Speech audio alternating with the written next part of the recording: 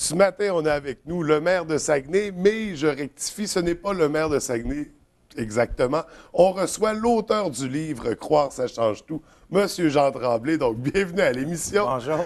Donc, c'est peut-être que ça mélange un peu les gens comme introduction. Non.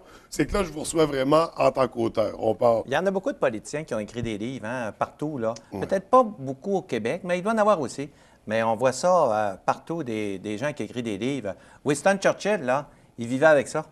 Il y en a beaucoup, beaucoup qui ont écrit des livres. Mais habituellement, ce sont des livres à tendance politique que des hommes politiques écrivent. Lui, il n'est pas à tendance politique. Croire, ça change tout. Non? Là, c'est plus d'ordre personnel quand vous avez entrepris cette démarche-là. C'est ça. Justement, parlant de la démarche, qu'est-ce qui vous a poussé à vous lancer dans cette aventure-là? C'est que ça fait longtemps qu'on me parle de la prière à Saguenay. Tu sais, on va faire la prière au début, bon, mes convictions religieuses, mais je n'avais jamais le temps de m'exprimer. Et puis, dire « je crois », tu sais, c'est comme quelqu'un qui dit « je suis fédéraliste », l'autre, il dit « je suis séparatiste ». Mais c'est quoi, alors? Pourquoi qu'il est séparatiste? Explique-moi donc pourquoi, tu sais. Explique-moi donc pourquoi tu es fédéraliste. As-tu approfondi ça ou bien c'est juste parce que tes chums sont fédéralistes? Alors, c'est la même chose avec la foi. Tu dis « j'ai la foi ». Explique-toi, voir. Puis tu ne peux pas le faire dans une entrevue, souvent à la radio, avec un journaliste, ça dure quelques minutes.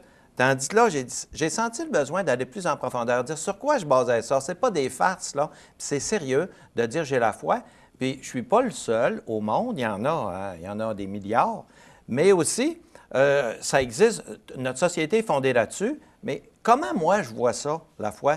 Puis quand je dis croire, ça change tout, ça décrit bien. C'est-à-dire que, ce que je veux dire par là, c'est que tu as les mêmes épreuves que les autres. Je n'ai pas moins d'épreuves. Des fois, tu en as plus. Mais tu ne les vois pas de la même façon. Parce que c'est décourageant quand tu as une épreuve. Mettons que tu es malade, par exemple, puis c'est une maladie mortelle, puis elle est longue. C'est décourageant. Tu te dis, écoute, là, moi, qu'est-ce qui me reste? Je suis malade, j'ai plus le goût de vivre. Tandis que quand tu as la foi, tu as la même épreuve. Tu n'es pas moins malade. Mais tu te dis, je sais une chose, c'est que quand ma maladie va se terminer, quand je vais mourir, je vais vivre éternellement heureux. Parce qu'il n'y a personne qui est aussi heureux qui souhaite le devenir. Même les gens les plus riches, les plus grands artistes. Comment ça se fait qu'on n'atteint jamais notre idéal? Comment ça se fait qu'on aspire à ça? Tout le monde aspire à être heureux, mais personne ne l'est totalement. Quand quelqu'un dit « je suis heureux », souvent il veut dire « je ne suis pas malheureux ». Mais c'est pas assez, ça. Je ne suis pas malheureux. Tu sais, je suis heureux, ça veut dire « je n'ai pas destin ici, ça va bien ». Alors, quand on sait qu'après, on va être heureux d'une façon infinie, c'est un petit peu comme quelqu'un qui prépare un voyage. Il sait que la semaine prochaine, je ne parle pas d'un voyage à Nice, là, je parle d'un voyage que tu payes de ta poche, là, OK? Un voyage que tu payes de ta poche. Alors, tu dis, hey, la semaine prochaine, je vais passer la plus belle semaine de ma vie. Je le sais que je vais passer la plus belle.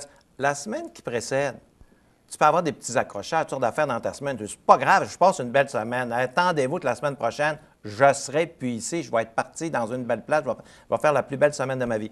C'est comme ça que je sens toute ma vie, moi. Je me dis, je regarde le journal avec les morts tous les jours, puis je me dis, on ne pense pas qu'on va être là, là. Notre photo, elle va être là tantôt, là. Mais cette photo-là, ils sont où, ces gens-là? C'est pas vrai, là, qu'ils sont au cimetière et que c'est terminé, là. C'est impensable.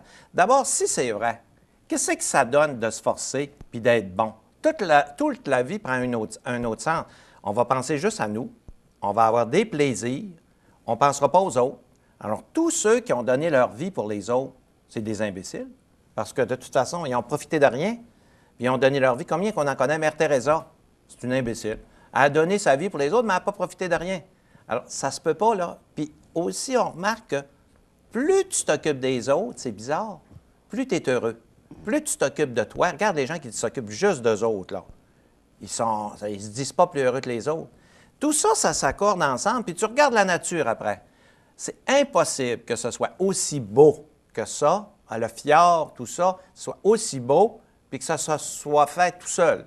C'est impossible que la Terre nous fournisse tout ce dont on a besoin, mais que ça arrive comme ça, que le soleil se lève à chaque matin. Chaque matin, le soleil se lève. Mais ça arrive naturellement, là, ça se fait tout seul. C'est impossible. Alors, quand tu sais que tu prépares un voyage, tu sais que tu vas être heureux après, bien, tout de suite, tu ne vois pas la vie de la même façon. Tu ne vois pas les pauvres de la même façon. Tu ne vois pas ta femme de la même façon. Tu ne vois pas la vie pareille. Puis tu as une vie beaucoup plus riche. Puis finalement, comment ça se fait que tu te sens mieux? Je ne dis pas qu'une personne qui, à la fois, a atteint le bonheur total, est plus heureuse que les autres. Elle tend vers le bonheur. Disons. Oui. Jean-Paul II, il disait, la plus grande de toutes les illusions, la plus grande de toutes les illusions du monde, c'est d'espérer être heureux sans Dieu. C'est la plus grande de toutes les illusions. Regardons les artistes, regardons les gens très riches. Ces gens-là, ils veulent être riches, ils veulent du bonheur, c'est ça qu'ils veulent. Pourquoi tu te mets riche? C'est parce que tu veux du bonheur. Puis, finalement, comment ça fait qu'il n'y en a pas un qui vient nous le dire? Moi, là, je me suis mis riche, là, puis je peux vous dire que ma richesse m'a procuré le bonheur. Je ne dis pas que ça n'en prend pas. Hein? Je ne dis pas que ça n'en prend pas de plaisir. Non, ça prend un équilibre. Mais de là à penser que c'est avec ça que tu vas tout trouver, puis on pense une chose. On est tous pareils. On pense qu'en additionnant des plaisirs, du bon vin, du sexe, consommer beaucoup, tout ça, plus tu vas additionner de plaisir, plus tu vas être heureux. C'est pas vrai. On est heureux dans le moment présent, mais ça vient souvent avec des mal de tête le lendemain. Ouais, ça arrive souvent. Oui. On n'est pas si heureux. Puis il n'y en a pas un qui est heureux comme il voudrait l'être. Mais pourquoi d'abord avoir l'espoir de le devenir? C'est en nous, ça. Puis pourquoi les gens, depuis toujours, croient en Dieu? Les Indiens ici, les Autochtones, avant qu'on arrive, là, c'était le soleil puis tout ça, ils se le figuraient autrement, parce que Dieu, on se le figure comme on peut parce qu'on ne l'a jamais vu. Alors, on se le figure d'une certaine façon, mais tout le monde se le figure d'une certaine façon. Les musulmans, les catholiques, les protestants, les orthodoxes, tout le monde, parce qu'on sent un besoin très fort, et c'est de tout temps. Sauf que depuis 1960, au Québec, on a décroché, puis on se prend pour Dieu. On dit non, j'ai plus besoin du bon Dieu, on n'a plus besoin, là, on veut être heureux, on va se fier à l'opinion des autres, on va lire les journaux, on va prendre les opinions qui sont populaires, hein, tout ce que le monde pense. Puis, de toute façon, là, on pense que si tout le monde pense la même chose, là, le bon Dieu, il a juste à se conformer. Ce n'est pas à nous autres à nous conformer au bon Dieu, c'est à lui à se conformer. Si tout le monde pense que c'est ça, c'est pas vrai. Puis tu regardes ça, on est le record mondial ici de la pilule antidépresseur. Quand on est rendu au bout du rouleau, là, puis qu'on a tout fait, là, on prend des pilules. Ça marche pas. Ça marche pas. Tu peux prendre des pilules, il y a des maladies où tu en as besoin. Mais il y en a, là, il y en a un qui me dit, de la problème avec son budget, prends des pilules. Tu sais, ça ne réglera pas ton budget, là, tes pilules. Là. Tu sais, mais c'est rendu de même, là. Alors, le livre, il décrit vraiment comment voir la vie d'une façon différente, puis comment voir la vie avec Dieu, ça t'enrichit. Puis je pense que c'est souple, je l'entends parler, parce qu'il y a beaucoup de commentaires. Les gens m'envoient des commentaires. Puis c'est vraiment, ça m'a fait du bien. Je ne vois plus la vie de la même façon. Parce que tu sais, quand tu es mère, là, c'est pas toujours drôle, là. Puis les gens qui sont mariés, qui m'écoutent, c'est pas toujours drôle. Puis les gens qui sont célibataires, c'est pas toujours drôle. Il n'y a rien de toujours drôle. Bon, mais donc, tu es face à la vie, c'est pas drôle. Bien là, si c'est pas drôle, tu t'accroches à quoi, là? Moi, je pense qu'on... Tu sais, une feuille, là, elle se fait brasser par le vent. Hein? Elle est sur un arbre, elle se fait brasser par le vent, mais elle est accrochée après l'arbre. Hein? Elle revient à sa place, puis tout ça. Mais si elle ne s'accroche plus, puis elle va au gré du vent, là, bien là, elle va tomber où, là? Elle va tomber où? Mais si elle est accrochée après son arbre, elle est accrochée après Dieu, bien là, ils vendent pareil. Attends-toi pas que parce que tu es accroché après Dieu, le vent va tomber. Sauf que tu te sens ancré quelque part, puis tu dis, le vent, il va arrêter. Le vent va arrêter, puis je vais vivre des belles journées, mais je vais en revivre encore des journées de vent, puis je vais en vivre. Écoute, moi, j'ai jamais été malade à peu près, mais j'ai 65 ans. C'est sûr que je vais être malade. C'est à peu près sûr. C'est à peu près sûr que je vais être malade. Même le docteur, l'autre jour, m'a passé les examens partout, là. Quand je dis partout, c'est partout, là. Puis il m'a dit, t'es chanceux. T'es vraiment chanceux. Il dit, tout est le cœur, tout. Bon. Mais quand il m'a dit, t'es chanceux, ça a sonné un peu dans ma tête.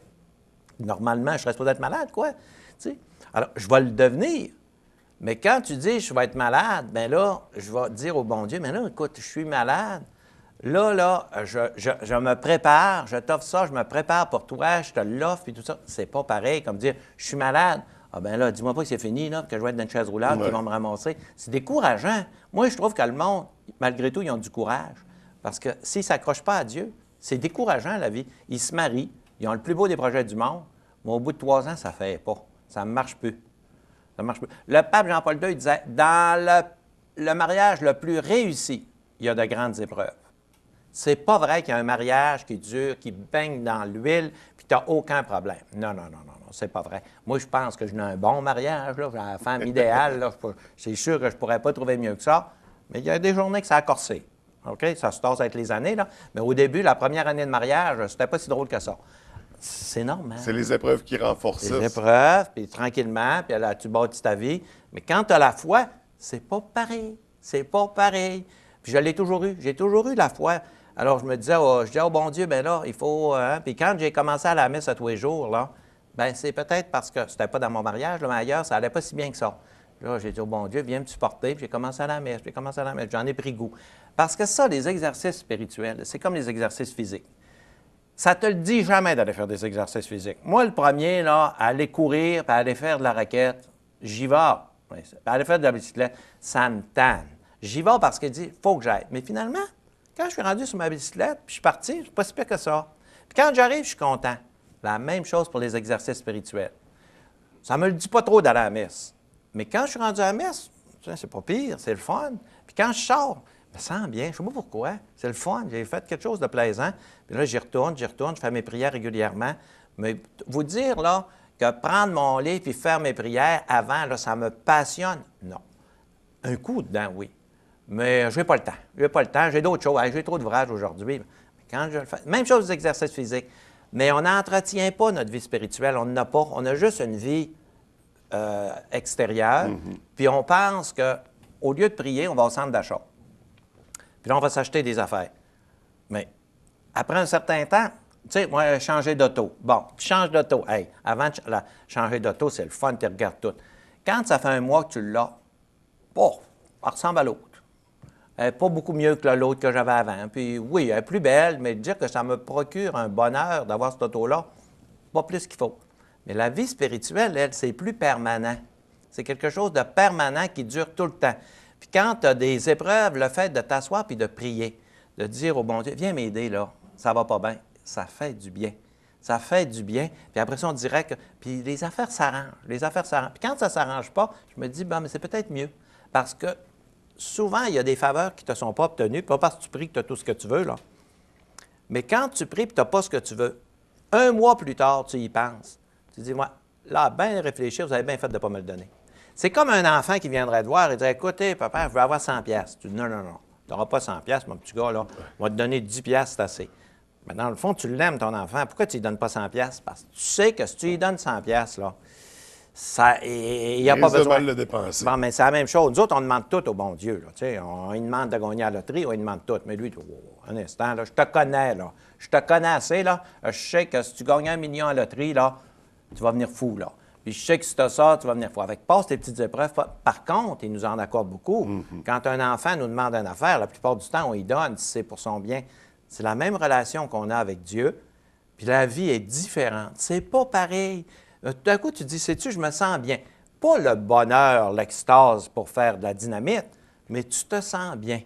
Parce que être heureux, là, c'est pas un objectif. C'est une récompense. C'est la récompense. C'est pas toi qui installes le bonheur dans toi. Parce que sinon, si on avait la formule, on l'installerait toute. C'est Dieu qui nous récompense. Si tu le prends comme ça, là, le bonheur, il va venir tout seul. Dis pas, je veux être heureux, je veux être heureux. Non, fais ce que Dieu te demande, là, puis après, tu vas te sentir heureux. Donc, c'est une récompense. Prenons ça comme une récompense, puis c'est ça. Puis on est chanceux, on a une conscience qui nous dit ce qu'on doit faire. On le sait, ce qu'on doit faire. On le sait, mais on veut l'éteindre. On veut l'éteindre. Elle ne vient pas m'acheter avec ça, là, mais on le sait, ce qu'on doit faire. Puis des fois, ce n'est pas plaisant. Ça ne nous le dit pas. Mais c'est important de s'écouter. C'est d'écouter notre conscience. Qu'est-ce que ma conscience me dit? Puis des fois, on dit, je suis libre. Être libre, là, ce n'est pas la possibilité de faire le mal et le bien. Être libre, c'est d'avoir la possibilité de faire ce qu'on pense être bien. Si tu sais que ça, c'est bien, il faut que tu aies la possibilité de le faire. Ça, c'est être libre. Mais faire le mal, ce n'est pas utiliser sa liberté. Non, c'est pas ça, pas en tout. Mais c'est ça qu'on pense. Pour être libre, je suis libre de faire le mal, je suis libre de faire le bien. Je suis libre d'aller coucher avec la voisine. Non, tu n'es pas libre d'aller coucher avec la voisine. Tu es libre de faire le bien. C'est quoi le bien? C'est d'aller trouver ta femme. C'est ça la liberté que tu as. Il faut que tu écoutes ta conscience. C'est tout ça que je décris dans mon livre. Et puis, je leur dis de faire des exercices spirituels, que la vie, ça doit être meublé d'exercices spirituels.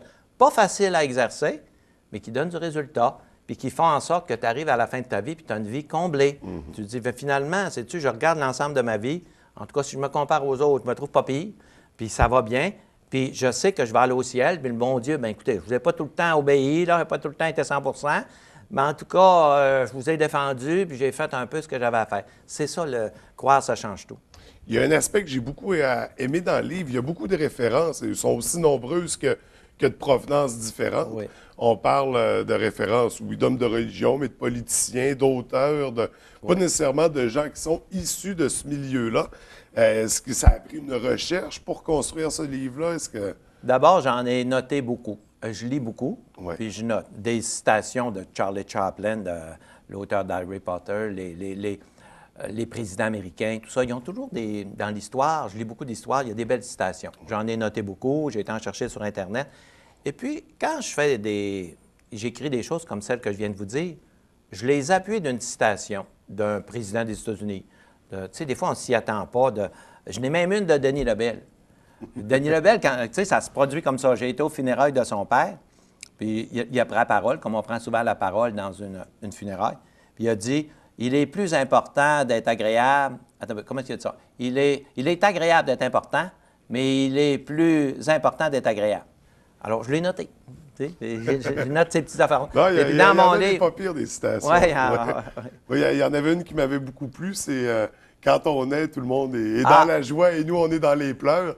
Alors, quand on meurt, il faut faire en sorte que pendant que les autres sont dans les pleurs, nous, on soit dans la joie. C'est beau, ça. Oui, j'ai trouvé très intéressante. C'est justement, il y en a toutes sortes comme ça à découvrir tout au long de la lecture.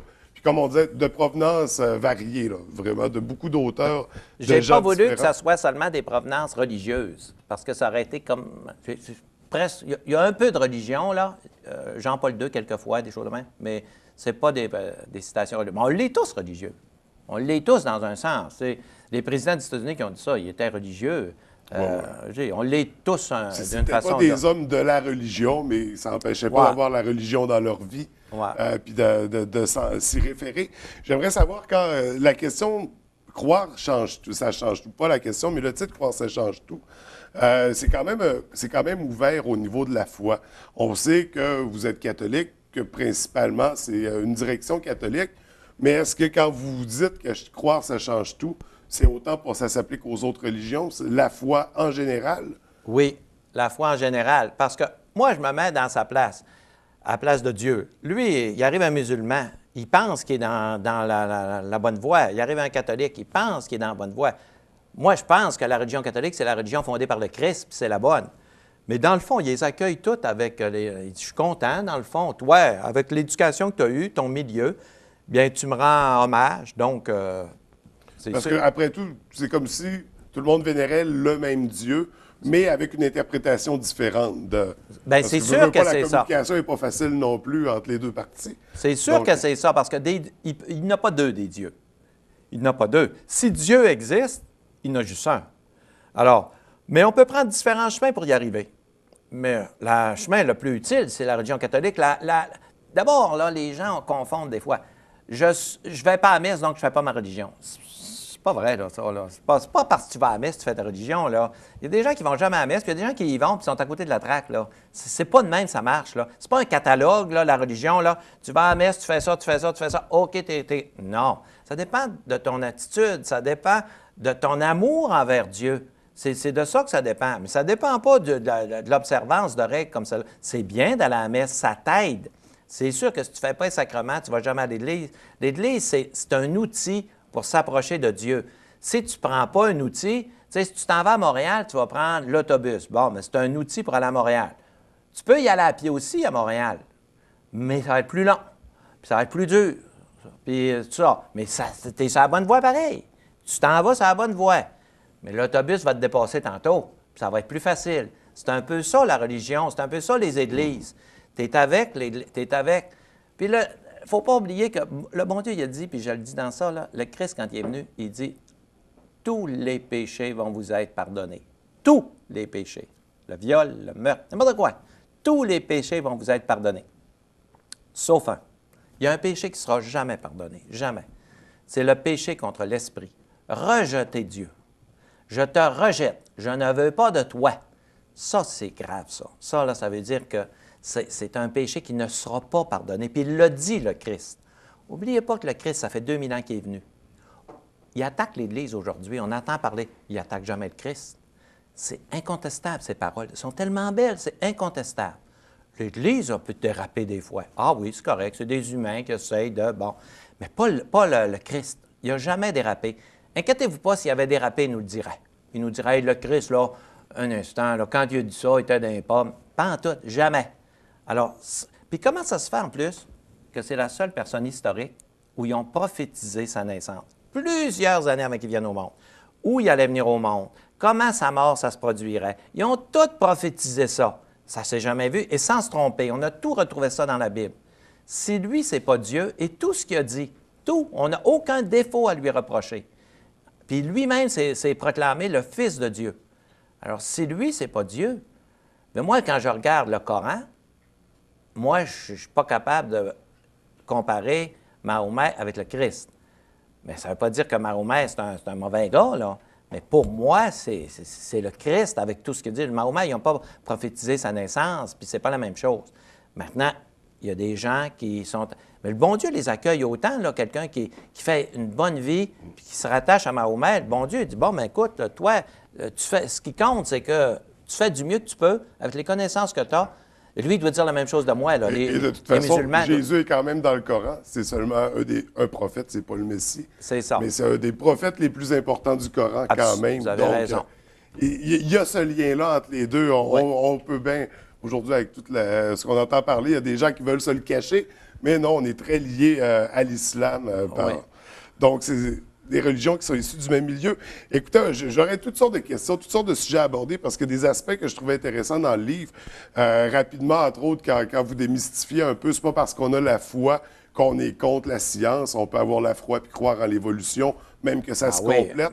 Donc, j'invite les gens c'est justement, comme vous disiez tout à l'heure, parfois dans les médias, comme présentement, on a une durée limitée. Donc, vous n'avez pas l'occasion de vous exprimer. Fait qu'il faut y aller dans le temps. Là, pour les gens qui veulent approfondir votre réflexion, mais aussi découvrir ce que vous avez écrit, je les invite à se procurer le livre « Croire, ça change tout ». Là, c'est officiellement lancé sur le marché. Les gens peuvent se le procurer en bibliothèque, dans les librairies partout. Puis d'ailleurs, je crois qu'il y a eu beaucoup de succès au lancement du livre. Oui. Donc, il va y avoir un gros lancement à Montréal aussi au mois de mars. OK. Ouais. Donc, à surveiller pour ceux qui veulent revivre l'expérience. Je terminerai avec une question qui n'a plus de rapport au livre. Là, on va y aller sur le plan politique. Là, c'est le maire. Oui, c'est parce qu'on en parle ce matin. Ça fait la couverture du quotidien. L'histoire du quai accordéon. Pouvez-vous nous expliquer ça rapidement? Tu sais que je pensais pas qu'il ferait la première page du journal avec ça. Là. Des fois, tu parles un peu avec un journaliste, mais c'est pas mauvais pareil.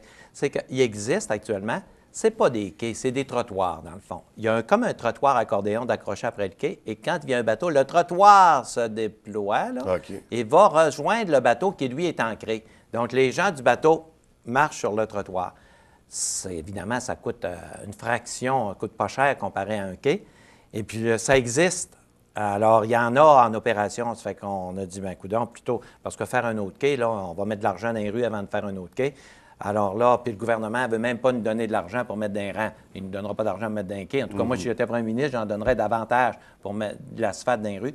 Alors là, un trottoir comme ça semble intéressant parce qu'on va avoir de la misère à gérer le trafic, là. Et on avait qui va permettre plusieurs bateaux d'accoster à la fois. Parce qu'on avait 24 bateaux l'année passée. Là, on va en avoir 30. C'était un record. Là, on va en avoir 34. Et puis, ça s'annonce encore plus fort pour 2015. On va avoir un problème, là. Alors, une espèce de trottoir comme ça pourrait être intéressant. Ouais. Mais on n'est pas plus avancé qu'il faut, là. Je n'ai pas été les voir, mais si j'y vais, je vous préviens tout de suite, c'est pas à Nice que c'est déployé, c'était dans un autre pays. Je vous remercie, Monsieur le maire, pour nous avoir accordé ce temps-là ce matin. Merci. Je vous souhaite une belle journée, puis on se revoit bientôt pour notre entrevue politique. Oui. Oui, merci beaucoup. C'est ça, merci.